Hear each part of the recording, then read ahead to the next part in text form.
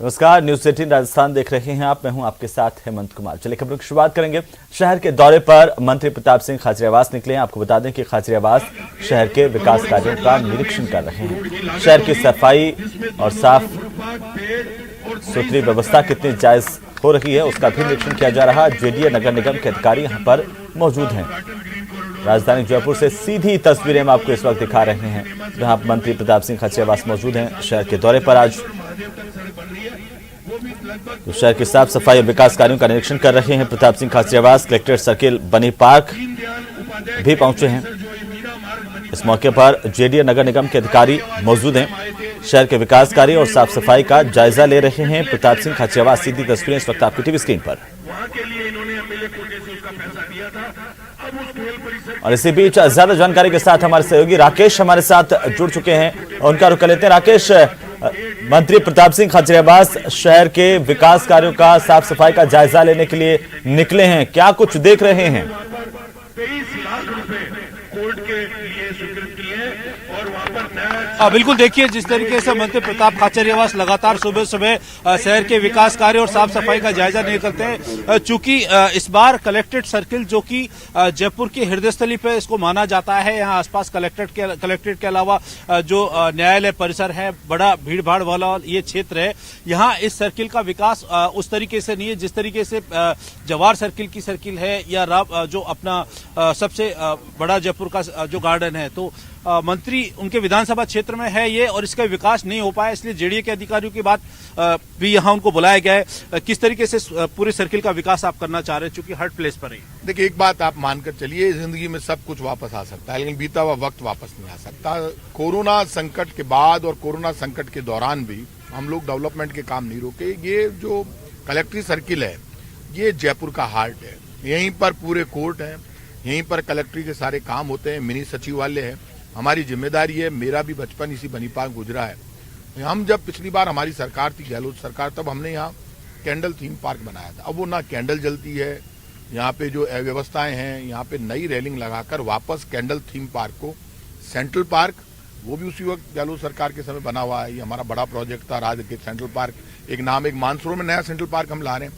ये सोच है, जो सूर्य उदय से पहले उठेगा वो बीमारियों को दूर भगाएगा, मैदान में उतरेगा, दौड़ेगा, भागेगा, घूमेगा तो जिंदा ज्यादा रहेगा। और इसी थीम पर कलेक्ट्रेट में बहुत लोग आते हैं। यहाँ पे स्पीड बहुत फास्ट है, ट्रैफिक भाग रहा है, लेकिन लोगों को जब आए तो मजा आना चाहिए। मजा आने के लिए मैं इतना कह सकता हूँ, यहाँ पूरी रेलिंग लगकर कैंडल नहीं जलेगी, लाइटिंग जबरदस्त, फव्वारे फिर शुरू हो जाएंगे और कलेक्ट्रेट सर्किल को देखते ही मजा आएगा। आसपास सब जगह ग्रीन कॉरिडोर रोड बना रहे हैं, चाहे वो जयसिंह हाईवे हो, चाहे वो चिंकारा कैंटीन के पास से रोड निकले, कांति चंद्र हम चालू कर चुके हैं, उधर शास्त्री नगर की तरफ जा रही है। मैं हमेशा कहता हूं, राम राज्य का अर्थ क्या है? राम राज्य का अर्थ है जन कल्याण और विकास। जहां जन कल्याण और विकास होगा वहां राम राज्य होगा। अब जन कल्याण और विकास करना हर सरकार की जिम्मेदारी है। सरकार चाहे कांग्रेस की हो चाहे बीजेपी की, काम के आधार पर फैसला होना चाहिए।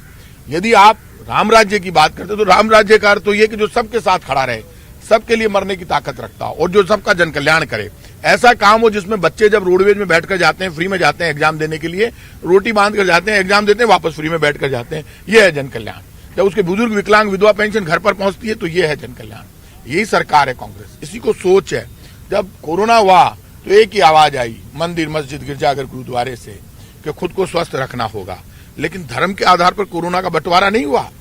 कोरोना ने ईमानदारी से सबको निपटाया, चाहे वो हिंदू, मुसलमान, सिख, ईसाई, बौद्ध, जैन कोई भी हो। तो राम क्या कहते हैं कि ईश्वर अल्लाह तेरो नाम सबको सन्मति दे भगवान।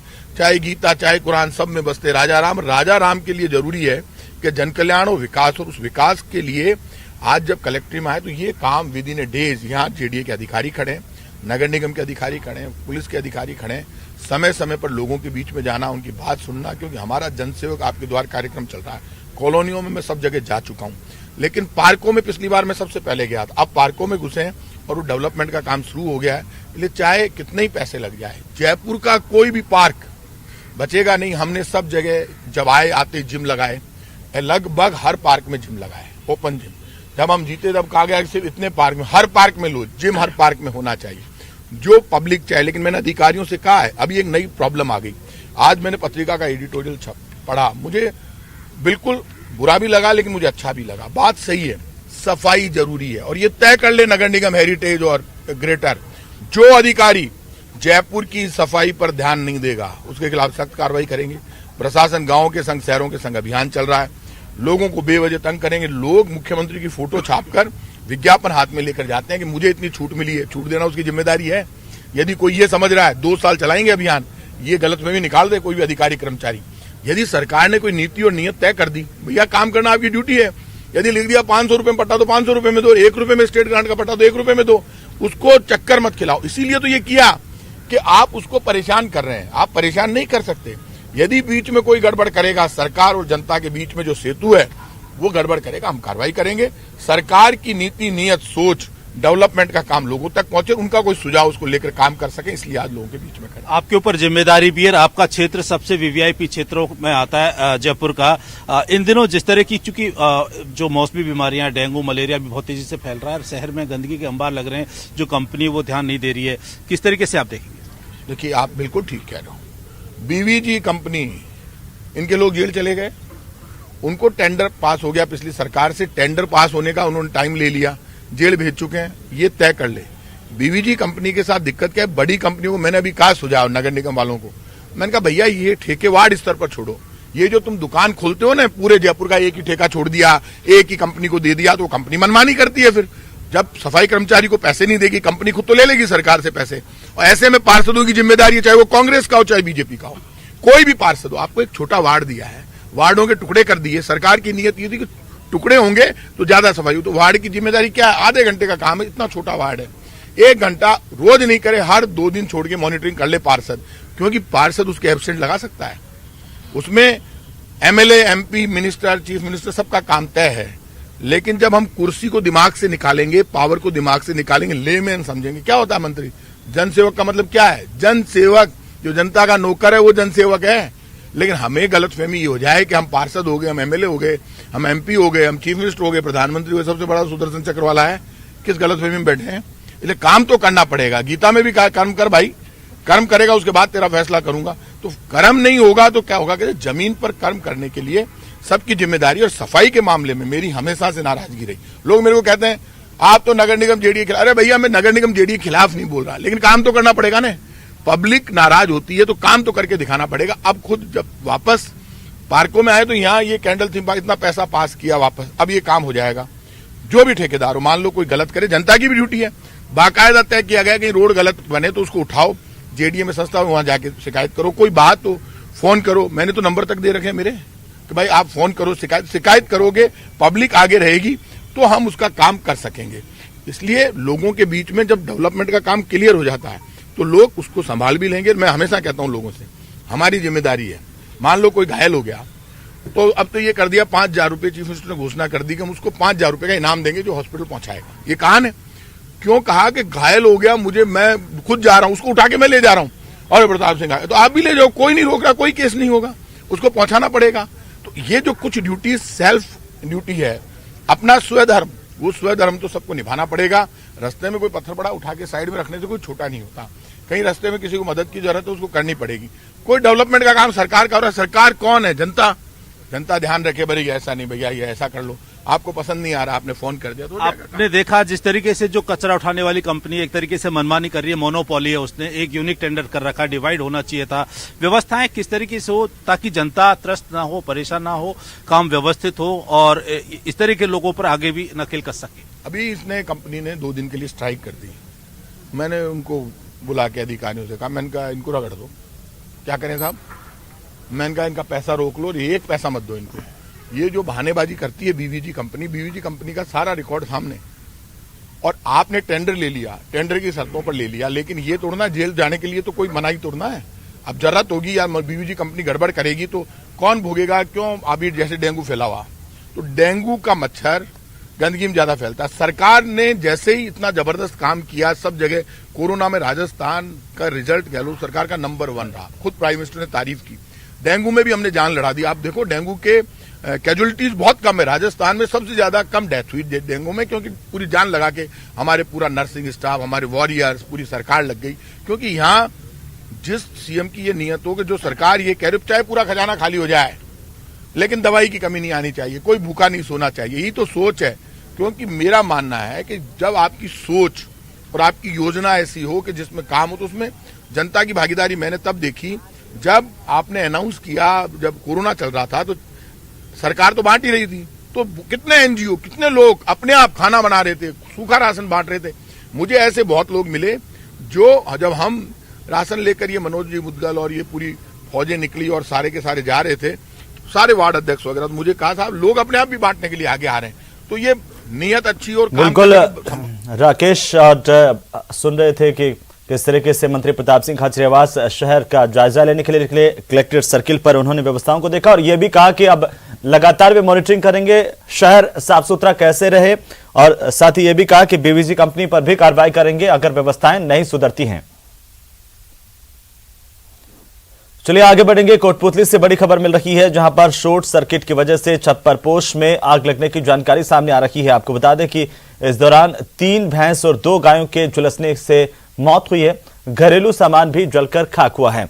ग्रामीणों ने आग पर काबू पा लिया है। पाथेड़ी गांव की घटना बताई जा रही है।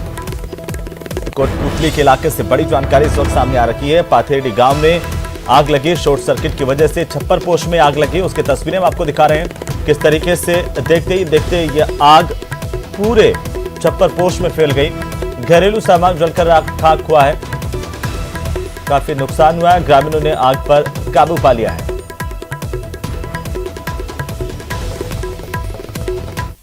तो चलिए आगे बढ़ेंगे और रुख करते हैं सुपरफास्ट खबरों का।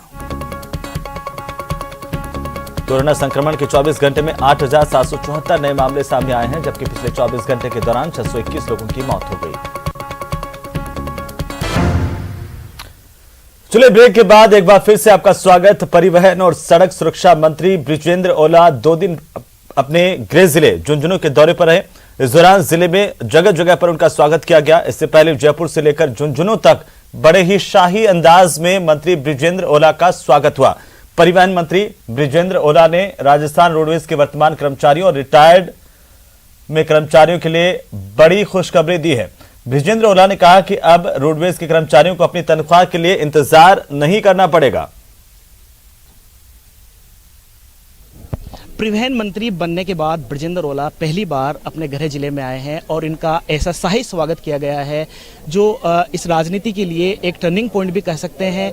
झुंझुनू, जयपुर से लेकर झुंझुनू तक गिनती तो नहीं की गई, लेकिन लोगों का कहना है कि 150 से ज़्यादा इनका स्वागत हुआ है। ओला साहब, आपके पास बहुत बड़ा डिपार्टमेंट है, सड़क सुरक्षा की भी बात है, सड़क सुरक्षा का जिम्मेदारी है।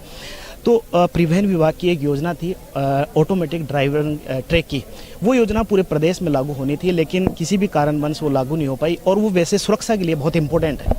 वो अभी 11 जिलों में लागू हुई है, बाकी के जो जिले बचे हुए हैं झुंझुनू में तो निश्चित रूप से वो होएगी लागू। उसमें बीच में कुछ तकनीकी दिक्कतें आ रही थी, अब उनको भी हम दूर करवाने की चेष्टा कर रहे हैं। वो सब जिलों में अपन लागू करेंगे उसको।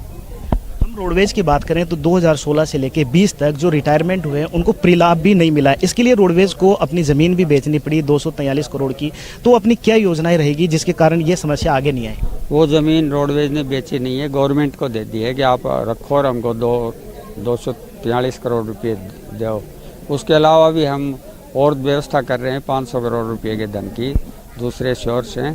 और मैं ये कह सकता हूँ कि इसी साल में हम 2021 तक का जो भी रिटायर होने वाले हैं उन सब के परिलाभ हैं, चाहे वो ग्रेजुएट ईयर उनकी पेंशन है उसका भुगतान करा देंगे। उनकी निश्चित रूप से बड़ी दिक्कत है, कुछ लोग तो बेचारे गुजर गए, उनके बच्चों को दिक्कत आ रही है, उनके परिवार को आ रही है, तो ये हम 2021 तक का पेमेंट करवा देंगे। और आगे ये कोशिश करेंगे कि जिस दिन वो रिटायर हो उसी महीने में उसको मिल जाए। तनख्वाह भी समय पर नहीं मिलती थी, उसकी भी हम व्यवस्था कर रहे हैं कि तनख्वाह हर महीने उनको निर्धारित समय पर मिल जाए। कोशिश ये करेंगे कि रोडवेज का संचालन जो खर्चा है उसको कम करें और उनके आय बढ़ाने की कोशिश करें। रोडवेज निश्चित रूप से एक बहुत सोशली वो रिस्पॉन्सिबिलिटी है एक कल्याणकारी राज्य में। अपन उसको सिर्फ इसी दृष्टि से नहीं देख सकते कि ये लाभ में ही चले, पर लाभ में चलनी भी चाहिए। पर ये एक उसके जो उद्देश्य था गठन करने का, उसमें ये था कि साफ सुथरी, अच्छी और सुगम यातायात लोगों को उपलब्ध हो। अपन कल्पना कर सकते हैं कि रोडवेज नहीं हो तो क्या हालत हो पब्लिक ट्रांसपोर्ट का, पर निश्चित रूप से हम रोडवेज की स्थिति सुधारने पर कार्य योजना बना रहे हैं, उसकी स्थिति सुधारेंगे।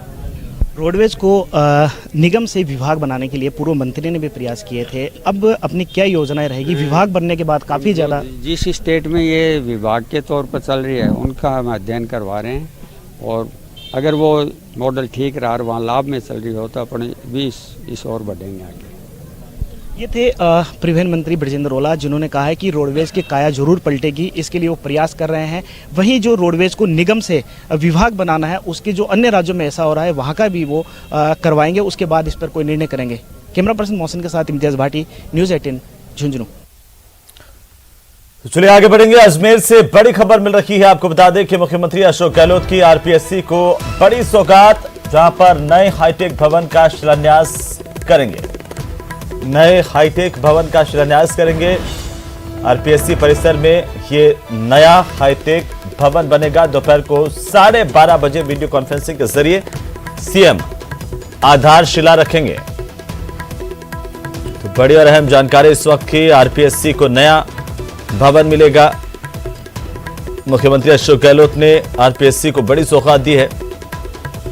अब नए हाईटेक भवन का निर्माण होगा। इसका शिलान्यास मुख्यमंत्री अशोक गहलोत करेंगे। आरपीएससी परिसर में ही ये हाईटेक भवन बनेगा। दोपहर को 12:30 बजे वीडियो कॉन्फ्रेंसिंग के जरिए इस नए हाईटेक भवन की आधारशिला रखेंगे मुख्यमंत्री अशोक गहलोत।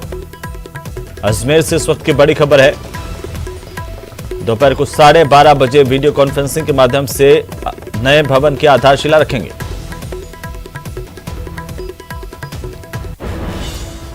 और इसी बीच जैसलमेर से बड़ी खबर है। आपको बता दें कि गृह मंत्री अमित शाह 4 दिसंबर को जैसलमेर के दौरे पर पहुंचेंगे। जैसलमेर पहुंचकर के पहले तनोट माता मंदिर में दर्शन करेंगे गृह मंत्री अमित शाह, और दर्शन करने के बाद अमित शाह बीएसएफ के जवानों से मुलाकात करेंगे। रोहतास सीमा चौकी पर रात्रि विश्राम करने का उनका कार्यक्रम है। बीएसएफ के स्थापना दिवस के मौके पर राष्ट्रीय स्तर के कार्यक्रम में शिरकत करने के लिए पहुंच रहे हैं गृह मंत्री अमित शाह। तो अमित शाह का जैसलमेर का दौरा, इस वक्त की बड़ी जानकारी। पहले तनोट माता मंदिर में दर्शन करने के लिए जाएंगे शाह। बीएसएफ के जवानों से भी यहां पर मुलाकात करेंगे। रोहतास सीमा चौकी का निरीक्षण करेंगे, विश्राम यहीं पर करेंगे। इसी के साथ ही इस बुलेटिन में फिलहाल इतना ही। नमस्कार।